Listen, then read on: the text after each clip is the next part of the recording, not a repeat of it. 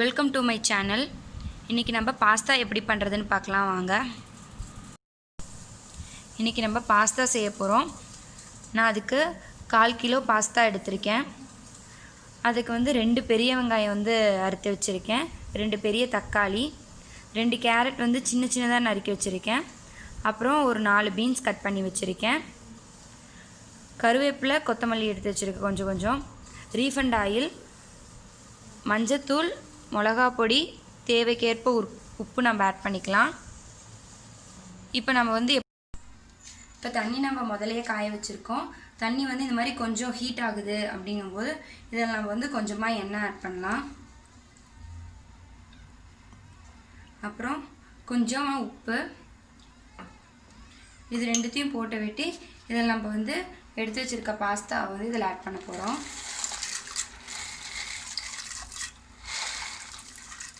தண்ணி காஞ்ச வெட்டி தான் நம்ம இதை ஆட் பண்ணோம். இதில் எண்ணெயும் உப்பும் ஆட் பண்ணிவிட்டு அப்புறமா நம்ம பாஸ்தா போட்டிருக்கோம். இது நல்லா இப்போ நம்மளோட பாஸ்தா வெந்துருச்சு. அதை எடுத்து நம்ம வடித்து வச்சுருக்கேன்.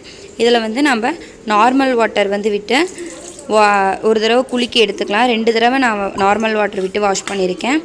நான் இப்போ இந்த மாதிரி பண்ணுற மாதிரியே நீங்களும் பண்ணிக்கோங்க. அப்போ தான் நம்மளுக்கு ரெண்டும் ஒட்டிக்காமல் ரெண்டும் ஒட்டிக்கும். இப்போ இந்த மாதிரி பண்ணும்போது நம்மளுக்கு ஒட்டாமல் நம்மளுக்கு கிடைக்கும். 2 டைம்ஸ் வாஷ் பண்ணி எடுத்துக்கோங்க. இப்போ நம்மளுக்கு ரெடி ஆகிடுச்சு. இப்போ இதில் 2 டேபிள் ஸ்பூன் எண்ணெய் விடலாம்.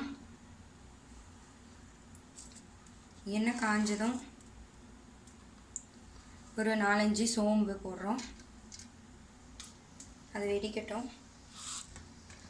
அது பொரிஞ்ச உடனே நம்ம அதில் வெங்காயம் ஆட் பண்ணிடலாம். இப்போ இதில் நம்ம வெங்காயம் ஆட் பண்ணிடலாம்.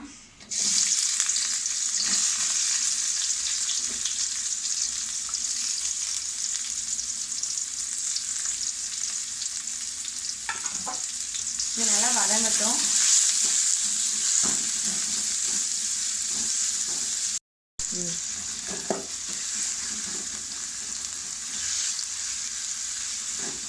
இப்போ இதில் நம்ம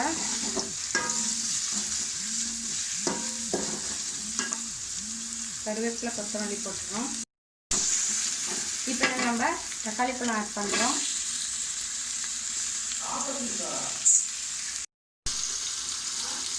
இப்போ இதில் நம்ம தக்காளி பழம் போட்டிருக்கோம். இதை நல்லா வதக்கிடலாம். தக்காளி பழம் நல்லா வதங்கட்டும்.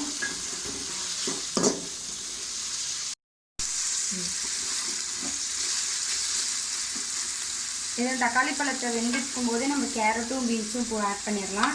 இதுவும் சேர்ந்து வேகும். ரொம்ப பொடிசாக கட் பண்ணிக்கோங்க.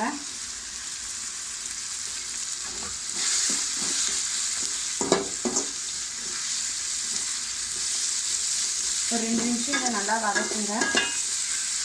நல்லா வதங்கினோடனே இதில் நம்ம உப்பு காரெலாம் ஆட் பண்ணலாம். அது ஒரு 2 நிமிஷம் இது வேகட்டும். இப்போ இதில் நம்ம உப்பு ஆட் பண்ணிக்கலாம். இந்த உப்பு இந்த மசாலாவுக்கு மட்டும்தான் நம்ம உப்பு போடுறோம். நம்ம அந்த தண்ணியிலவே நம்ம உப்பு போட்டு அதை பாஸ்தாவை வேக வச்சதுனால நம்ம இந்த மசாலாவுக்கு வேண்டிய உப்பு காரம் மட்டும் போடலாம். உப்பு அந்த உப்பு போதும். ஒரு சிட்டிகை மஞ்சள்தூள்,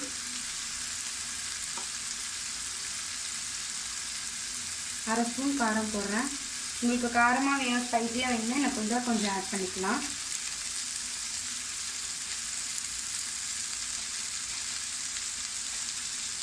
அரை ஸ்பூன் கரம் மசாலாவும் ஆட் பண்ணுறேன். இது ஆப்ஷனல் தான். உங்களுக்கு டேஸ்ட்டு பிடிக்கும் அப்படிங்கும்போது இருந்தால் நீங்கள் ஆட் பண்ணிக்கலாம். அப்படின்னா தேவையில்லை.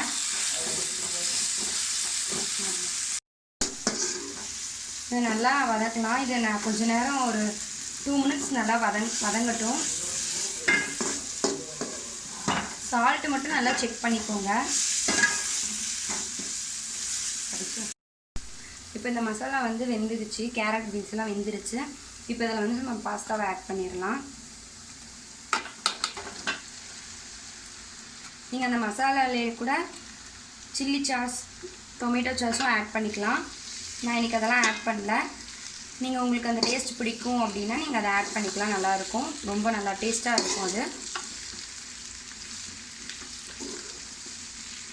இதை லைட்டாக பரட்டி விடுங்க. ரொம்ப இதாக பரட்டணும் அப்படின்னா உடஞ்சிரும். அதனால் ரொம்ப சாஃப்டாக ஹேண்டில் பண்ணுங்கள். சிம்பிளாக சீக்கிரமாக ஈஸியாக செஞ்சிடலாம்.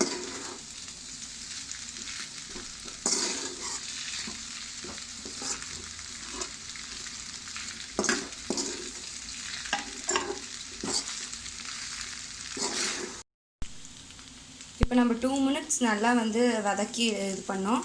அவ்வளோதான். இப்போ நம்மளோட பாஸ்தா ரெடி ஆகிடுச்சு. 2 மினிட்ஸ் வந்து பரட்டினா மட்டும் போதும், இல்லைன்னா உடைய ஆரம்பிச்சிடும். இப்போ நம்ம இதை ரெடி பண்ணிட்டோம். அவ்வளோதான், நம்மளோட பாஸ்தா இப்போ ரெடி ஆகிடுச்சு. ஈஸியாக வீட்டில் சிம்பிளாக ஈஸியாக வீட்டில் இருக்கிறத வச்சு நம்ம செஞ்சிடலாம். ரொம்ப சூப்பராக வந்திருக்கு. நீங்களும் ட்ரை பண்ணி பாருங்கள். ட்ரை பண்ணிவிட்டு எப்படி இருந்ததுன்னு கமெண்ட்டில் சொல்லுங்கள். லைக் பண்ணுங்கள், ஷேர் பண்ணுங்கள். தங்கை சமையலுக்கு சப்ஸ்கிரைப் பண்ணுங்கள். தேங்க்யூ ஃபார் வாட்சிங்.